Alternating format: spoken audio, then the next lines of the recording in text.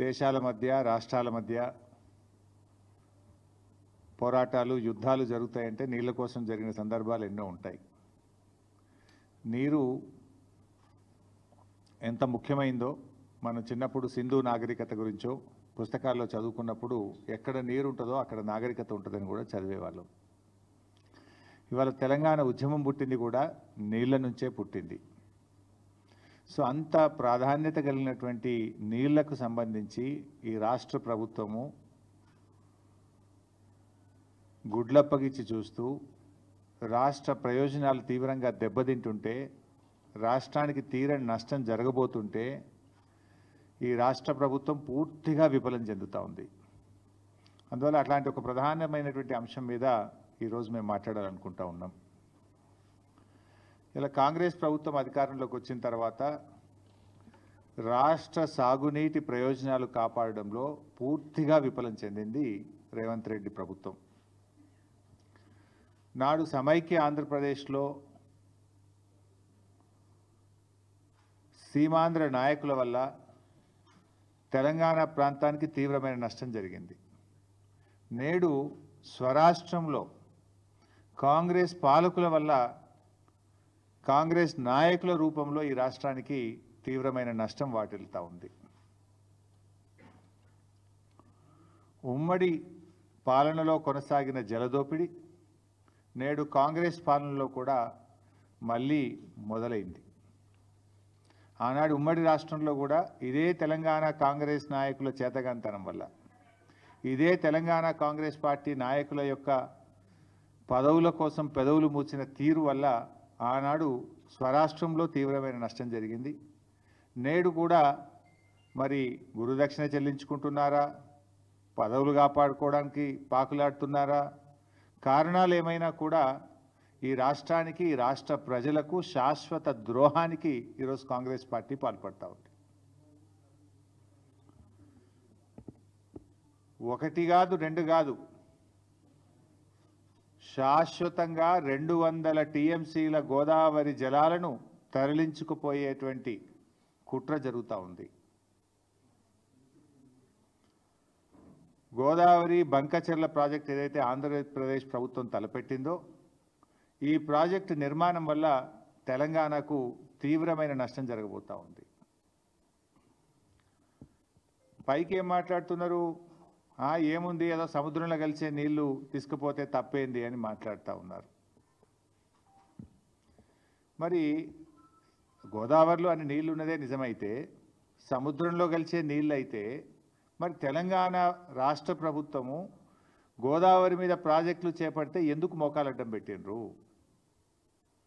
తెలంగాణ ప్రభుత్వం చేపట్టిన ప్రాజెక్టులను రద్దు చేయాలని, అనుమతులు ఇవ్వొద్దని ఆ రోజు కేంద్ర ప్రభుత్వానికి లేఖల మీద లేఖలు ఎందుకు రాసినరు?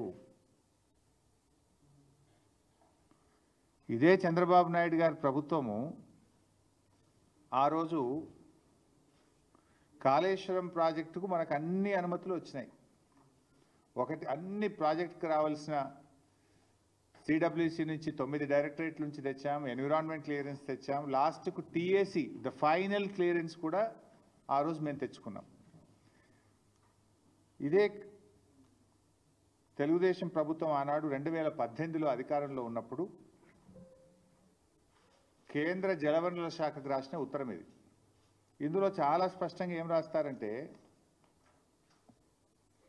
Kaleshwaram project unilaterally without approval from FRMB, Apex Council or CWC against the provisions under section 84(3), 85D of AP Reorganization Act 2014.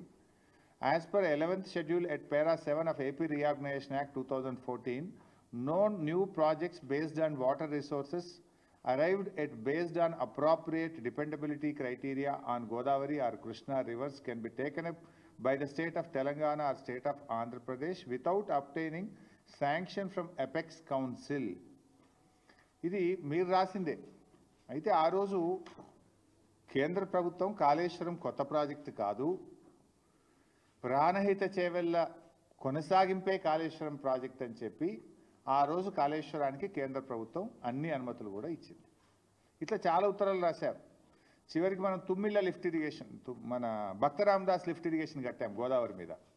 భక్త రామదాస్ అనేది కూడా ఆల్రెడీ ఉన్న ఆయకట్టే, అది ఎస్ఆర్ఎస్పిలో భాగంగా ఉన్న ఆయకట్టుకు టేలెండ్కు నీళ్లు రావడం లేదని మనము చిన్న లిఫ్ట్ పెట్టి పాలేరు నియోజకవర్గానికి నీళ్ళు ఇచ్చాం. ఈ లిఫ్ట్ కూడా ఆపేయాలి, దీన్ని రద్దు చేయాలి, ఈ లిఫ్ట్ కట్టనీయొద్దు అని చెప్పి కూడా అప్పటికి ఆంధ్రప్రదేశ్ ప్రభుత్వం కేంద్ర ప్రభుత్వానికి సిడబ్ల్యూసికి లేఖ రాసింది. ఇట్లా చాలా లెటర్లు. ఇది చంద్రబాబు నాయుడు గారు స్వయంగా రాసిన లెటర్. మీరు పాలమూరు ఎత్తిపోతల పథకానికి అనుమతి ఇవ్వద్దు, దిండి ఎత్తిపోతల పథకానికి అనుమతి ఇవ్వద్దు, ఇది కొత్త ప్రాజెక్టు, మీరు ఎట్లా స్టార్ట్ చేస్తారు, దీన్ని ఆపాలి అని చెప్పి స్వయంగా చంద్రబాబు నాయుడు గారు ఆయన ఓన్ హ్యాండ్ రైటింగ్తో రాసిన లెటర్. సరే, ఇట్లా ఇవన్నీ ఒకటి కాదు రెండు కాదు, ఆంధ్రప్రదేశ్ ప్రభుత్వం రాసిన 20-30 లెటర్లు ఇవి. తెలంగాణ ప్రాజెక్టులకు అడ్డుపడుతూ తెలంగాణ ప్రాజెక్టులను నిలిపివేయాలని, అనుమతులు ఇవ్వొద్దని, మీరు ఎట్లా కడతారని కోర్టుల్లో కేసులు వేశారు, కేంద్ర ప్రభుత్వం దృష్టికి తీసుకుపోయినారు, గ్రీన్ ట్రిబ్యునల్లో కూడా కేసులు వేసిండ్రు. అయితే ఈరోజు మరి నేను అడుగుతా ఉన్నా, గోదావరి బనకచెర్ల ప్రాజెక్టు కొత్త ప్రాజెక్టు కాదా? అసలు కేంద్ర ప్రభుత్వం ఎందుకు నిద్రపోతూ ఉంది? ఈరోజు మన రాష్ట్రంలో ఏపీ రీఆర్గనైజేషన్ యాక్ట్ తర్వాత ఇటు తెలంగాణలోనైనా అటు ఆంధ్రప్రదేశ్లోనైనా కొత్త ప్రాజెక్టు చేపట్టాలంటే కేఆర్ఎంబి జీఆర్ఎంబి అనుమతి తీసుకోవాలి. ఆ నదీ పరివాహక ప్రాంతంలో ఉన్నటువంటి రాష్ట్రాల నుంచి అంతర్రాష్ట్ర ఒప్పందం జరగాలంటే నదీ పరివాహక ప్రాంతంలో ఉండే అన్ని రాష్ట్రాలు ఒప్పుకోవాలి. నంబర్ 3, ఏపీ రీఆర్గనైజేషన్ యాక్ట్ ప్రకారంగా ఎపెక్స్ కౌన్సిల్లో కొత్త ప్రాజెక్టు అనుమతి పొందాలి. Number 4, central water commission clearance తీసుకోవాలి. నంబర్ 5, ఎన్విరాన్మెంట్ క్లియరెన్స్ తీసుకోవాలి. ఏ అనుమతి కూడా లేదు. ఇప్పుడు గోదావరి బనకచెర్ల ప్రాజెక్టుకు ఏ అనుమతి లేదు. నేను పైన చెప్పిన దాంట్లో ఏ ఒక్క అనుమతి లేకుండా నియమ నిబంధనలన్నీ బుల్డోజ్ చేస్తూ కేంద్రం జుట్టు తన చేతుల్లో ఉంది అని చెప్పి ఇష్టారీతిన రాత్రికి రాత్రి ప్రాజెక్టు రూపకల్పన చేసి ఇవాళ టెండర్లు పిలిచి ముందుకు పోతా ఉన్నారు. ఇది ఎక్కడి పద్ధతి అని నేను అడుగుతా ఉన్నా. అంటే మేము కాళేశ్వరం కడతానో, భక్త రామదాస్ కడతానో, మేము పాలమూరు కడతానో, దిండి కడతానో, ఆ రోజు కేంద్ర ప్రభుత్వానికి లేఖలు రాస్తారు, సిడబ్ల్యూసికి లేఖలు రాస్తారు, గ్రీన్ ట్రిబ్యునల్లో కేసు వేస్తారు, హైకోర్టులో కేసు వేస్తారు, సుప్రీంకోర్టులో కేసులు వేసి మోకాలు అడ్డం పెట్టే ప్రయత్నం చేస్తారు. కానీ ఇవాళ మీరు మేము కట్టిన అన్ని కూడా పాత ప్రాజెక్టులు. పాలమూరు అయినా ఉమ్మడి ఆంధ్రప్రదేశ్లో స్టార్ట్ చేసిందే, కాళేశ్వరం అయినా ఉమ్మడి ఆంధ్రప్రదేశ్లో స్టార్ట్ చేసిందే. కానీ మీరు ఇలా కొత్త ప్రాజెక్టును నియమ నిబంధనలన్నీ కూడా ఉల్లంఘించి ఇవాళ ఆంధ్రప్రదేశ్ కడతా ఉంది. ఇది జరుగుతూ ఉంటే మరి మన ముఖ్యమంత్రి గారు పోయినసారి అసెంబ్లీలో మాట్లాడిన రేవంత్ రెడ్డి బడ్జెట్లో మనకు గుండు సున్నా పెట్టినరు, మన ప్రాజెక్టులకు అనుమతిస్తలేరు, మనకు ఏమీ రావడం లేదు, నేను నీతి ఆయోగ్ మీటింగ్ను బైకాట్ చేస్తున్నా అని చెప్పి అసెంబ్లీలో చెప్పాడు. ఏమిచ్చిండ్రు? నువ్వు కట్టమన్న మూసీ సుందరీకరణకు ఇదివరకు డిఫెన్స్ ల్యాండ్ రాలే. మూసీ సుందరీకరణ ప్రాజెక్టుకు ఇప్పటికీ అదేది వరల్డ్ బ్యాంక్ నుంచి అప్పు తెస్తామంటే ఫైల్ రిటర్న్ కొట్టిండ్రు. ఏది నీ మెట్రో రైలుకి ఇంతవరకు అనుమతి వచ్చింది లేదు. నువ్వు ఆ రోజు బడ్జెట్లో అయితే గుండు సున్నా, నువ్వే నీతి ఆయోగ్ మీటింగ్ బహిష్కరిస్తా అన్నాడు. మరి నిన్న నేను పొద్దుగాలనే అందరికంటే ముందు పోయి కూర్చున్నాడు. నేను నీతి ఆయోగ్ మీటింగ్లో అందరికంటే ముందు పోయి రేవంత్ రెడ్డి రాత్రే పోయాడు, పొద్దుగాల ఫస్ట్ కూర్చున్నాడు, మంచి రాముడు మంచి బాలు లెక్క కూర్చున్నాడు. నేను అనుకున్నా దీని గురించి మాట్లాడతాడేమో, ఈ గోదావరి బంకచెర్ల ప్రాజెక్టును గట్టిగా ఎదిరించడానికే పోయిండేమో, నిలదీయడానికే పోయిండేమో ప్రధానమంత్రిని అని నేను అనుకున్నా. కానీ చూస్తే అసలు ఈ ప్రాజెక్టు గురించి మాట్లాడిన సందర్భం కూడా లేదు. ప్రధానమంత్రిని వ్యక్తిగతంగా కలిసి కూడా ప్రెస్ నోట్ రిలీజ్ చేస్తే దీని మీద మాట్లాడిన పరిస్థితి లేదు. ఏం జరుగుతూ ఉంది? రేవంత్ రెడ్డి మాట్లాడాడు, ఉత్తమ్ కుమార్ రెడ్డి అయితే అసలే మాట్లాడాడు. ఏం చేస్తున్నాడు? నీటిపారుదల శాఖ మంత్రి ఏం చేస్తున్నట్టు, ముఖ్యమంత్రి ఏం చేస్తున్నట్టు, ఈ రాష్ట్రానికి ఇంత తీవ్రమని నష్టం జరగబోతూ ఉంటే ఎందుకు స్పందించరు? ఇవాళ మనకు గోదావరిలో 959 టీఎంసీల నీళ్లను బచావత్ ట్రిబ్యునల్ మన రాష్ట్రానికి ముఖ్యంగా తెలంగాణ ప్రాంతానికి కేటాయించింది. మరి ఆ 959 టీఎంసీలను మనం వాడుకోవాలి కదా. ఇవాళ పైకి ఏం మాట్లాడుతున్నారు? ఇవి సముద్రంలో కలిసే నీళ్ళు అంటున్నారు. సముద్రంలో కలిసే నీళ్లు కావివి. తెలంగాణ రాష్ట్రం వాటిని వాడుకోలేదు కనుక, పూర్తి స్థాయి వినియోగంలోకి తేలేదు కనుక ఆ నీళ్లు కిందికి ప్రవహిస్తూ ఉన్నాయి. రేపు తెలంగాణ 959 టీఎంసీలు పూర్తిగా వినియోగించుకుంటే అక్కడ నీళ్లు ఉండవు. దీని వెనుక ఉన్న కుట్ర ఏంది?